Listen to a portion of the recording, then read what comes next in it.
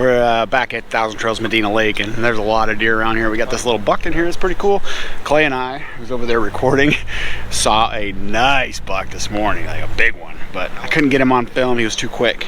And then we're gonna go down to,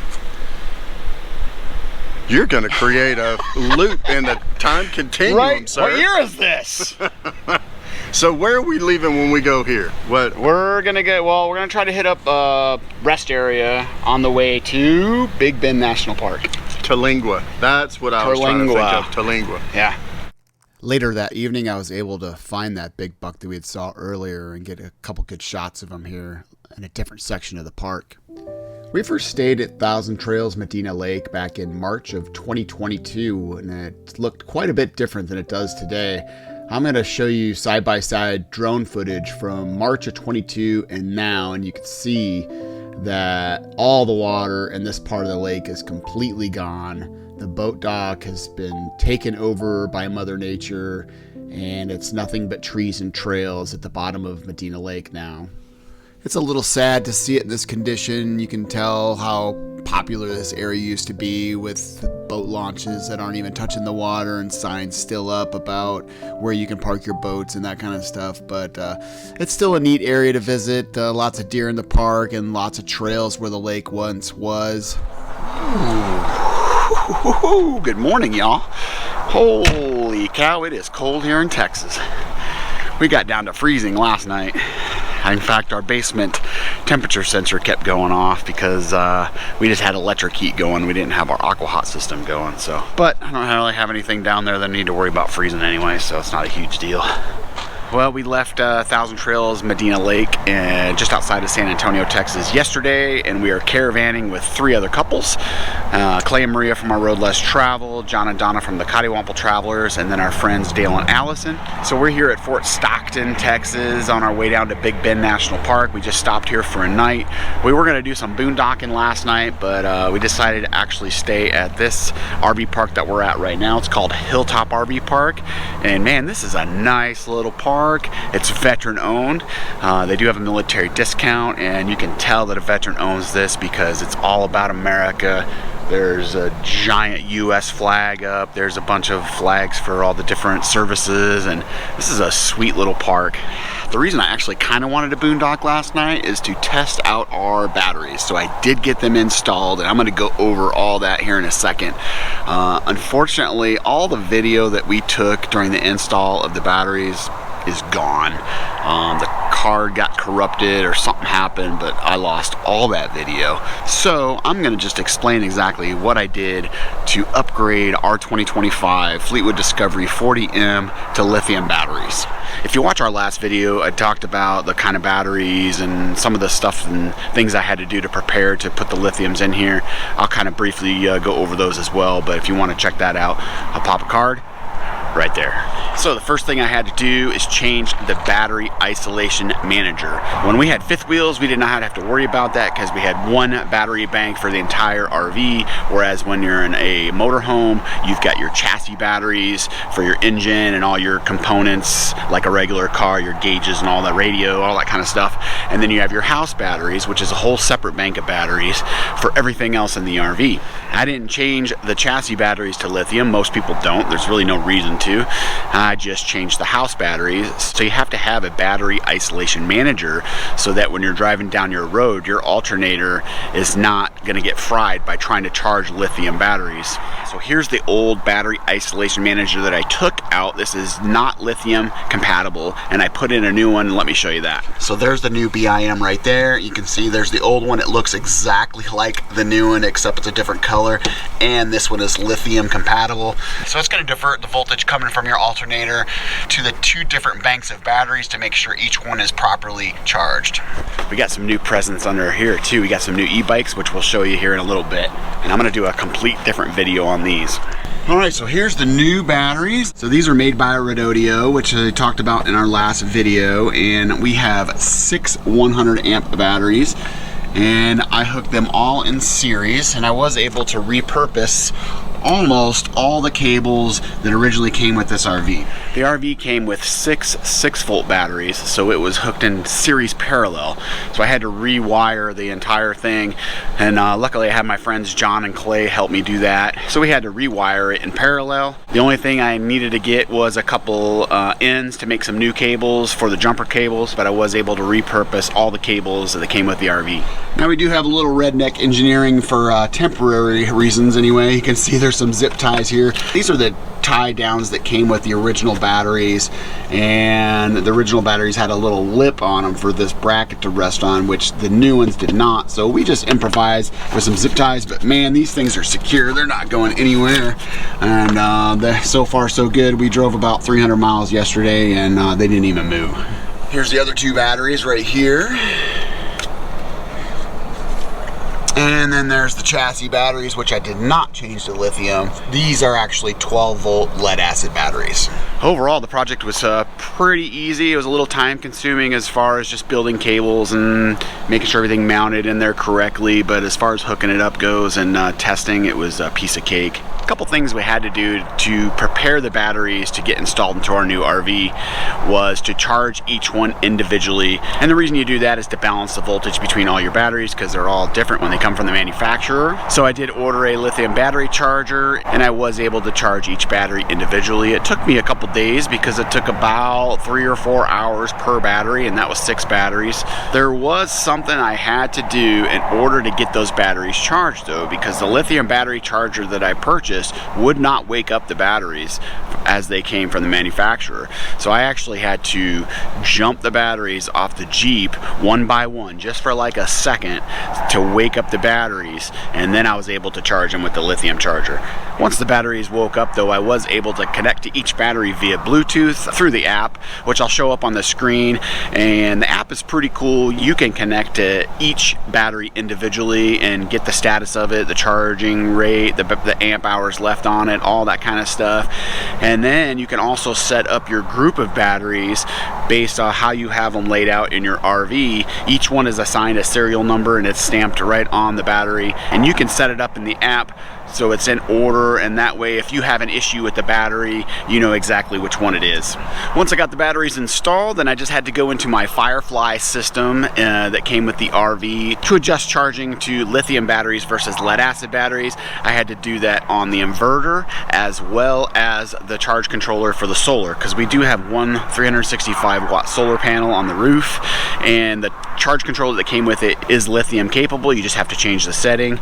We also have a Magnum inverter that's 2800 watts that is lithium capable, and I just had to change the settings to that as well in the Firefly system. Unfortunately, the inverter that came with the RV only has one leg of output for AC, so we won't be able to run air conditioners or the dryer or some other things that are on that leg, but the microwave is actually on the hot leg, so almost everything will work when we're boondocking. We're just running off batteries, but we're gonna have to replace that inverter. That way we get power for everything.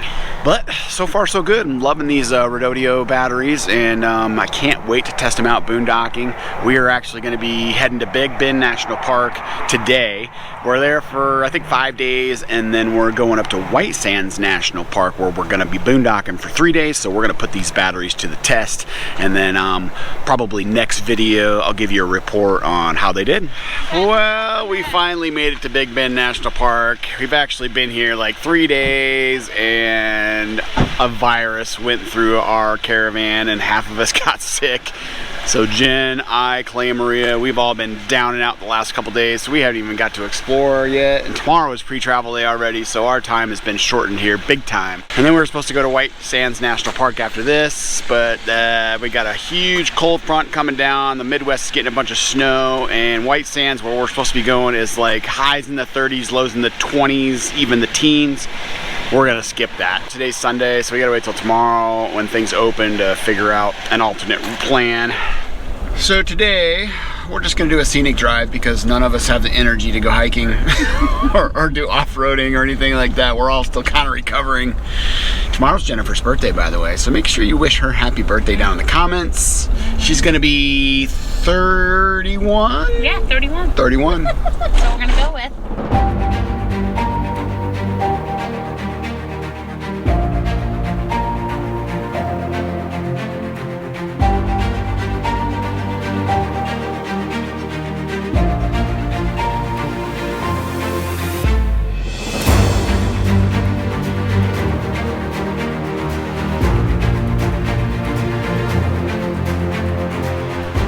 Wow, this is Texas, y'all. I never really thought Texas would look like this. This is pretty awesome. There's the visitor center. So this park has like 5 or 6 different visitor centers in it. So we're gonna go get a stamp. Thank you.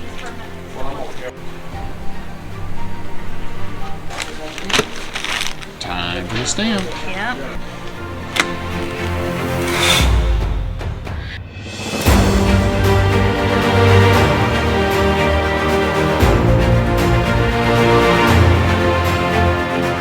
So that's obviously Mexico right there on the other side, and there's a little boat right there, and they'll actually take you across to go visit Mexico for like $5, or you can wade across. I don't think this is the exact area to do that, but I think it's a different spot. Man, it's beautiful. What you think, babe? It is beautiful. I like the horses that are just right down there. Yeah, isn't that cool? One of them, that's all though, Mexico. I don't know if that one is a horse or a...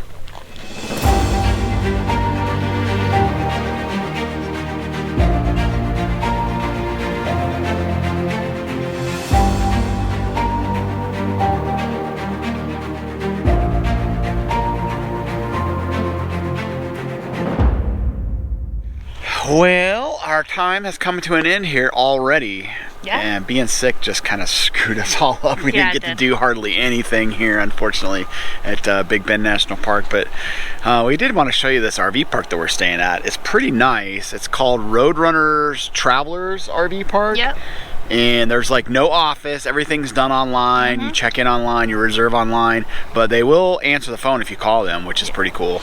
I don't even know where they live. They must have a house around here somewhere, but yeah, the sites have been pretty nice. They're pull-through sites, full hookups, 50 amp, and it's worked pretty good. And the bonus is we're only 5 miles away from one of the entrances to the park. So Yeah, because that's the handy. park itself, I mean, it's a ways in there. It's huge. It is literally like 37 minutes to the visitor center from here, or something like that. It's pretty far. Well, one of the visitor center. One of them. But I did get some cool drone shots while we were here of this little area right by the park. Can't fly the drone in the national park, obviously, but check out these shots. They're actually pretty cool.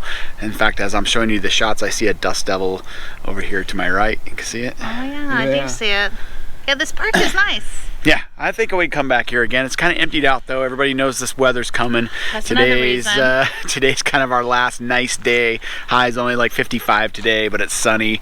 And then tomorrow they're calling for even snow on the way here. Freezing rain, like we're getting the heck out of here. Time to, pull chops. Yep. But before we go, we need to do a little follow-up on our Brooklyn bedding mattress that we got a few months ago. And let's go inside the RV and talk about it real quick. We do have a few things that we want to discuss and follow up with you guys. There's definitely no grass down here, though. Yeah, no grass. Axel still likes it, though, huh, baby? Yes. There's our new e-bikes. I told you I'd show you guys those. So we'll get into that later on a different video though, but Van Powers. There's your little teaser. Itty bitty. All right. Woo! What you got there? Donations again. Always. 4 years on the road and still donating all the time. Still donating stuff, yes. All right. So the first thing we want to do though is thank Brooklyn Bedding and RV Mattress for sponsoring us because this mattress has been absolutely incredible. To be honest, we've had it since what, November? I think so. Yeah, November's when we got it. We were in Florida. If you haven't seen that video, I'll pop a card up here. You can check that out when we first got it and unboxed it and kind of just set it all up and everything. And so we've been on it a couple months now. Yes. And don't forget, Brooklyn Bedding does have a 120-day sleep trial period. So if you have the mattress for 120 days and you still don't like it, then you can return it free of charge. They also offer free shipping. So when you do order it, which is... it's kind of big and heavy, and you're gonna be happy with that free shipping because it's probably gonna cost an arm and a leg without it. And they also offer a 10-year warranty on these mattresses. Yeah, so that's a long time. Also, don't forget, and I'm gonna pop it right on the screen here, if you use our discount code, you get 30% off your entire order from Brooklyn Bedding. So make sure you use that discount once you go to their website and check it out. So, just to recap, we've got the Aurora with the cooling top on it. The cooling top is good and bad. So we're gonna discuss a few things that we don't like about this mattress, and it's really not this mattress specifically, it's our situation with this mattress. It's not really like you said, it's not the mattress at all. It's just our situation here, and we'll show you here in a second. Right.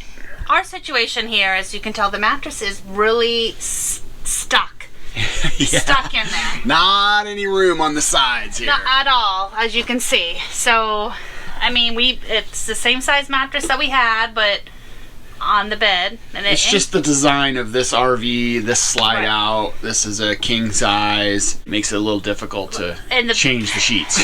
Changing the sheets.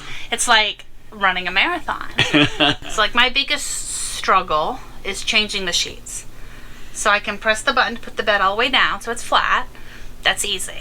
However, it's getting the mattress, not just pulling it out, it's getting it up and out. And what I mean by up, it's because since our bed inclines, it has this. Yeah, this keeps the mattress from falling off because on travel days, this slide comes in and this slide comes in. And if we don't fold that up, these slides ain't coming in. Right, so we have no choice. And this mattress is 130 pounds. Yeah. So it's not light to maneuver.